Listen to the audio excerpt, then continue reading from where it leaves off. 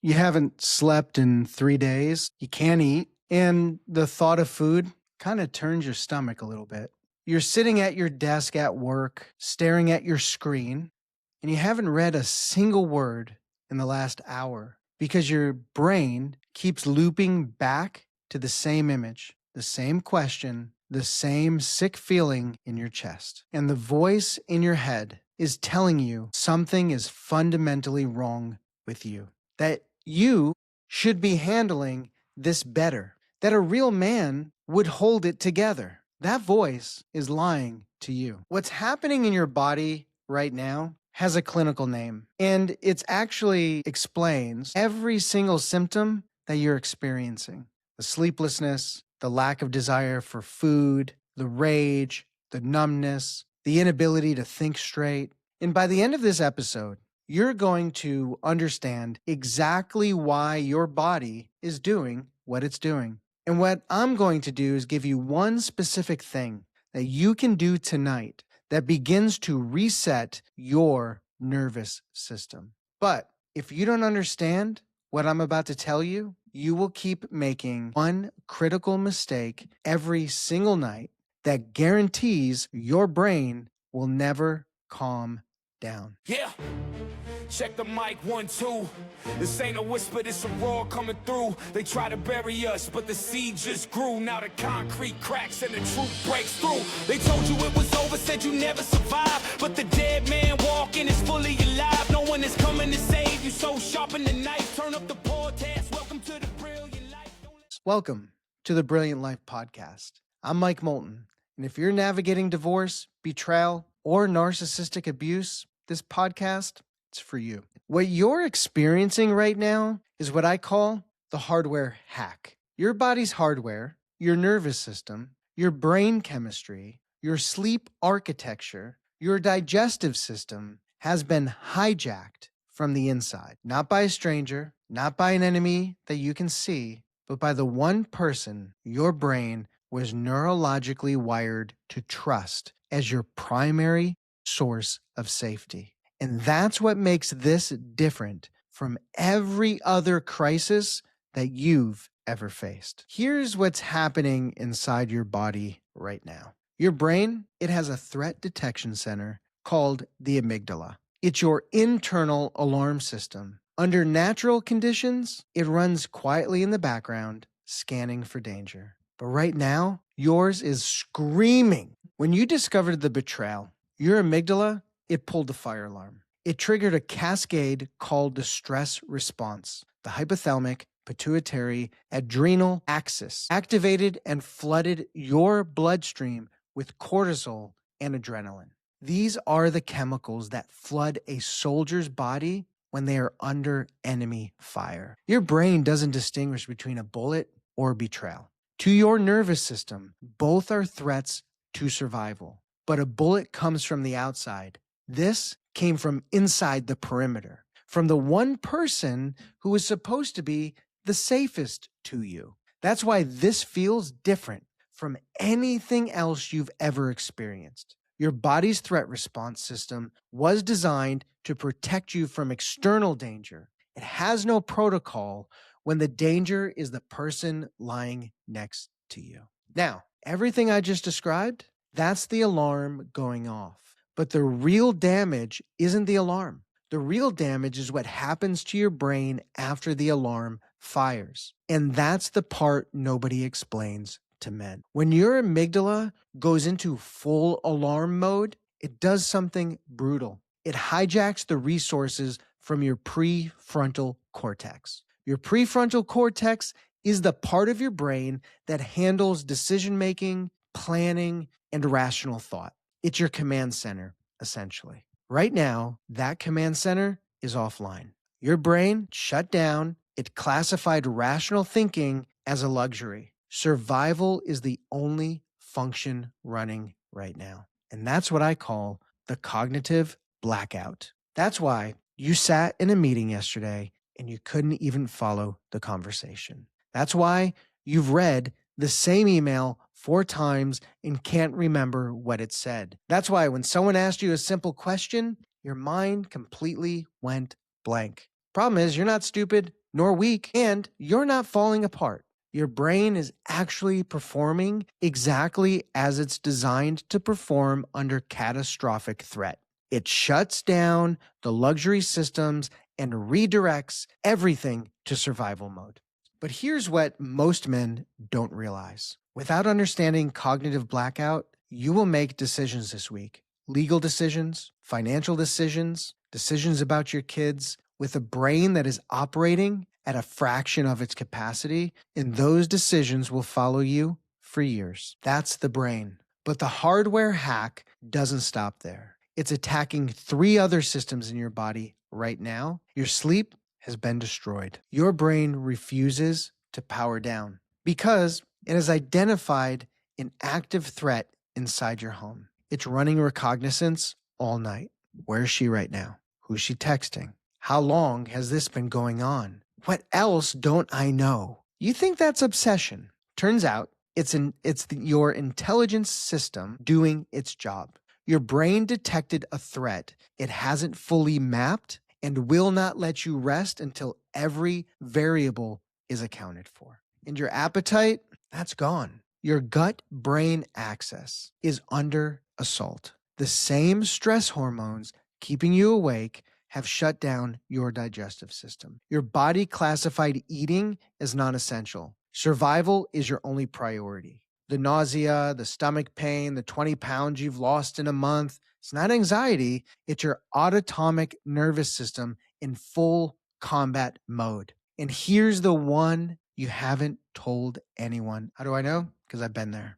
You haven't showered. Maybe it's been 2 days, maybe 5. You know that you should shower. You just can't make yourself do it. You think that's depression, laziness. Maybe you've just given up. But honestly, it's the same mechanism as the sleep and the appetite. Your body is in full survival mode. Hygiene classified as a non-essential. Your nervous system is spending every resource it has on threat detection, and a shower didn't make the priority list. Nobody tells men this. So instead of understanding it as a trauma response, you add shame on top of the pain. You judge yourself for not showering, which makes you feel worse, which makes it harder to function, which makes you judge yourself. That shame spiral is more dangerous than the symptoms themselves. Now, I need to name something else that's happening to you. And this is the part that makes men think they're losing their minds. 1 minute, you're enraged, fists clenched, jaw locked. You want to put your hand through a wall. The next minute, you're begging. You do anything, say anything, change anything just to make it stop, just to go back to what it was before. The next minute, totally numb. You can't feel anything. You're just hollow, staring at a wall, unable to move. Then the rage comes back, and you cycle through it again and again and again. And the voice in your head says, I'm losing my mind. Something is seriously wrong with me. Nothing is wrong with you.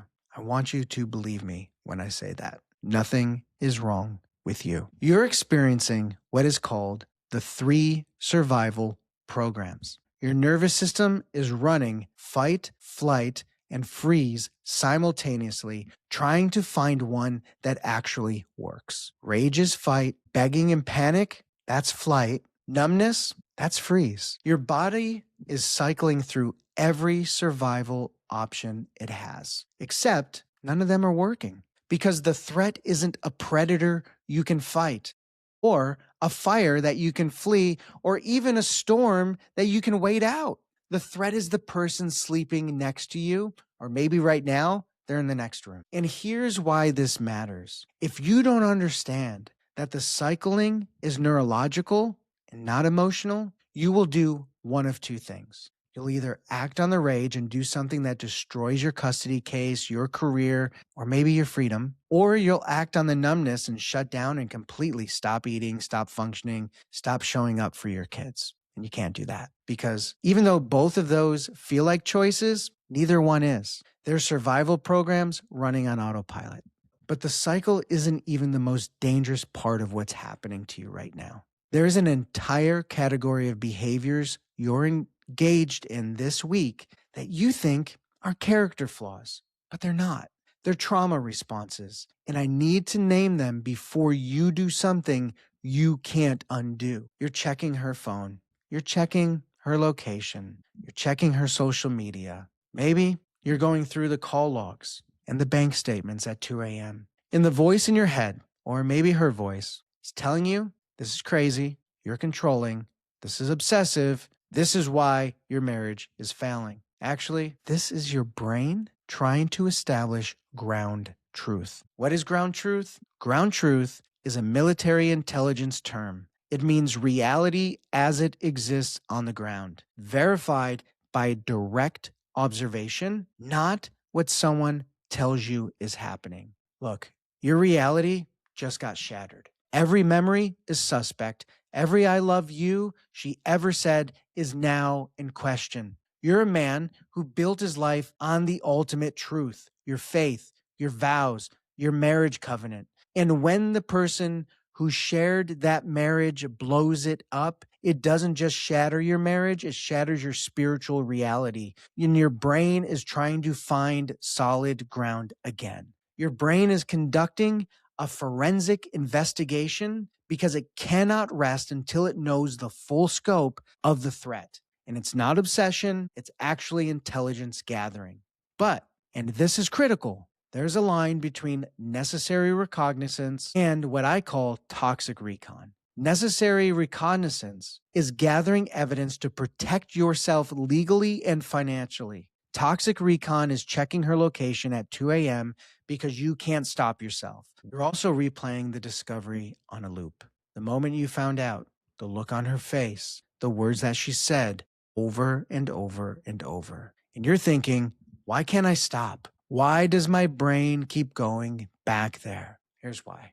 Your brain can't file the event. It's because it doesn't have a category for the person I trusted the most in the world deliberately destroyed my marriage. So it keeps replaying it, trying to reprocess an experience that doesn't fit into any existing framework. That loop isn't weakness, it's your brain filing system completely crashing.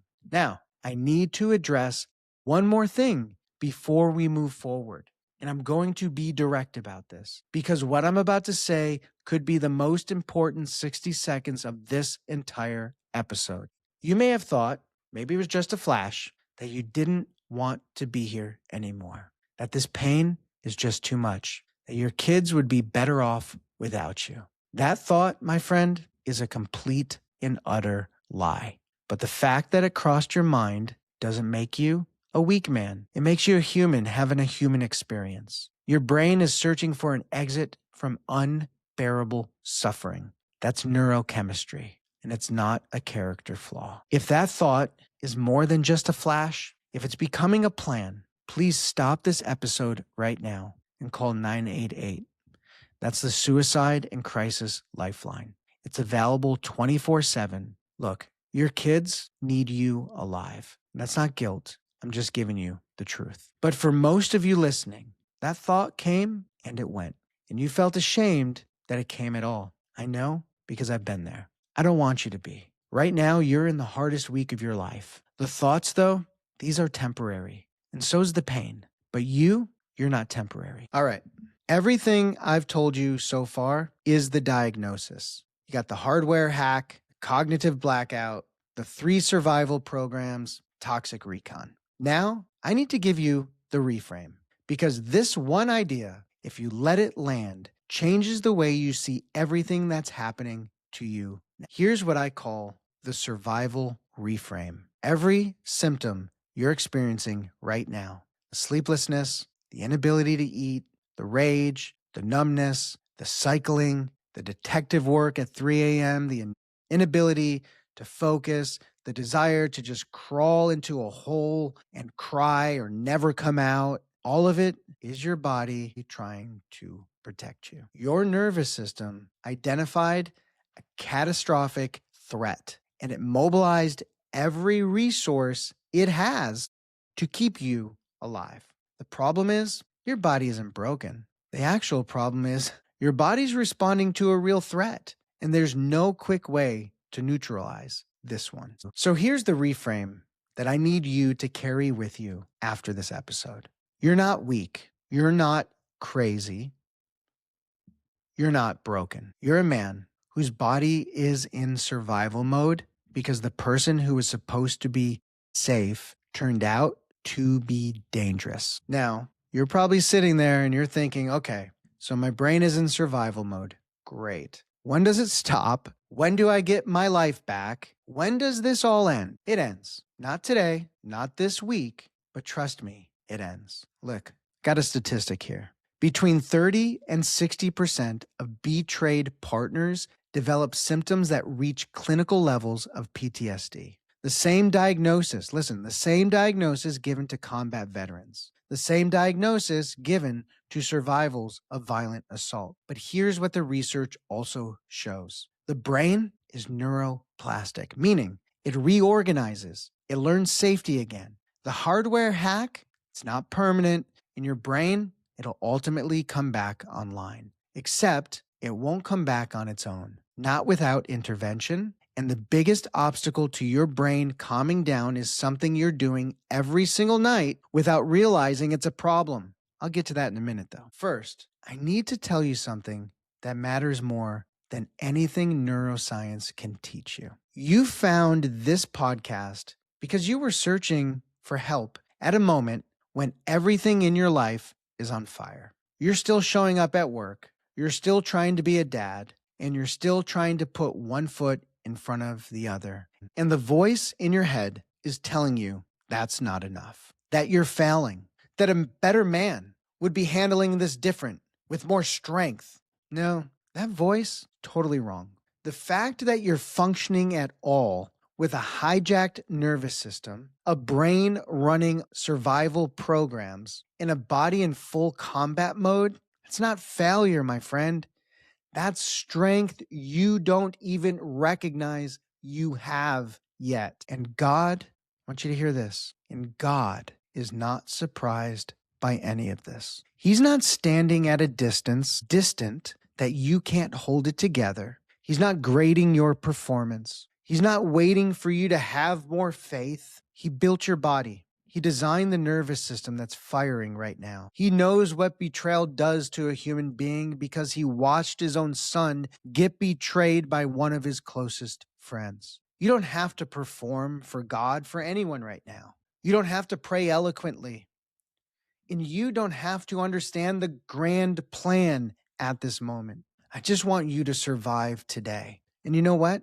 God is okay with just that. Been there. I know. I understand. All right. I told you at the top of this episode that there's one mistake that you're making every night that guarantees your brain never calms down. So here it is. I call it sleeping with the trigger. Every night, you go to bed with your phone on the nightstand, maybe under your pillow, maybe it's in your hand, maybe you put it on your chest. And at some point between midnight and 3 a.m., you pick up the phone, you check her location, you scroll through old texts, you look at social media, you go through phone records, you read the last conversation one more time, looking for a clue that maybe you missed. And every time you do that, you trigger a fresh cortisol spike. Your amygdala reactivates, your stress response reboots from zero, and whatever fragile process your nervous system made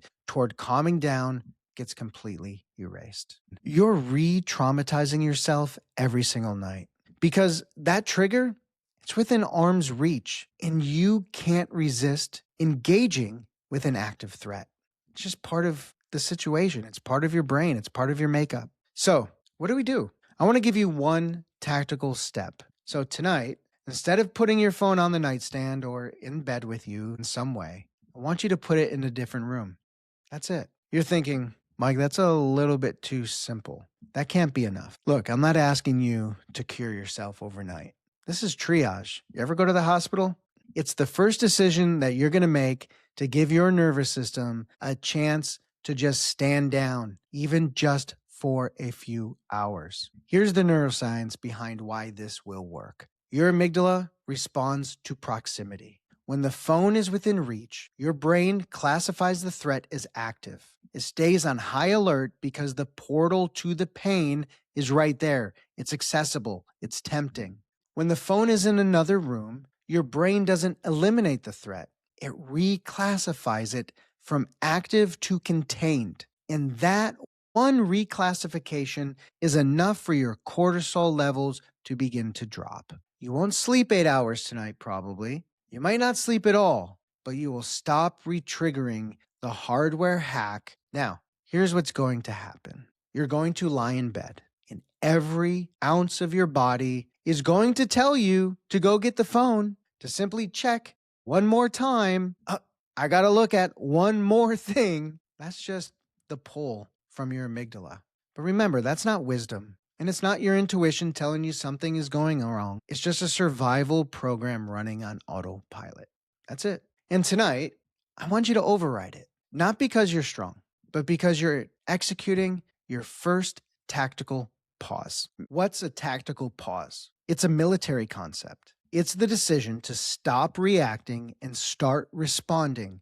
It doesn't mean the battle's over. It means you've stopped long enough to assess the battlefield before making your next move. Putting the phone in another room is your first tactical pause. So go put the phone in the kitchen, plug it in, walk away. If you can't sleep, I want you just to lie there. Breathe. Let the thoughts come without feeding them with new information from the screen. Every night you sleep with the trigger, with that phone, you reset the hardware hack to zero. Every night that you remove the trigger, the phone, you give your brain permission to begin to calm down. One night won't fix it, but one night starts the process that nothing else can start. Now, the phone, that handles your sleep. But the title promised 3 things: sleeping, eating, and thinking. We just handled the sleep and the thinking.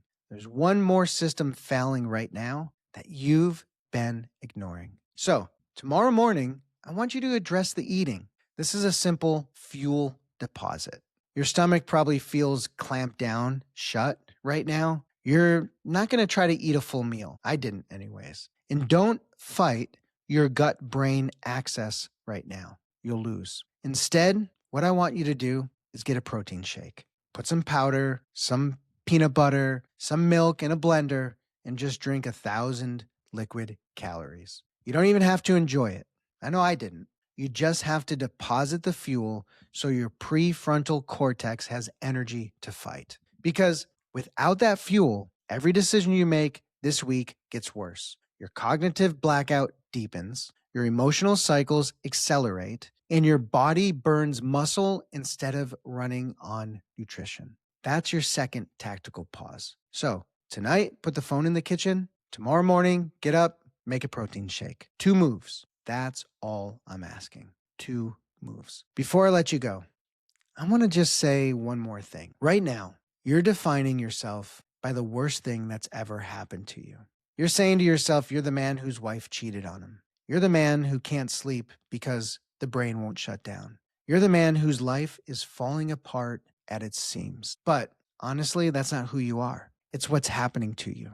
And those aren't the same thing. The man who can't sleep tonight, who can't eat, who can't think straight, the man who's filled with rage, the man who just wants to sit down and find a place and cry, who drove in his car and screamed at the top of his lungs, that man is going to look back on this week and barely recognize himself. Not because the pain disappears, but because he discovers that he's stronger than the worst thing that ever happened to him. Look, I've been through it, and I want you to know your old life is dead. You're not rebuilding that old. You and I, we're going to work together, and we're going to help enable the resurrection of your new one. I'm Mike Moulton. This is the Brilliant Life Podcast. I'll see you next week. I love you.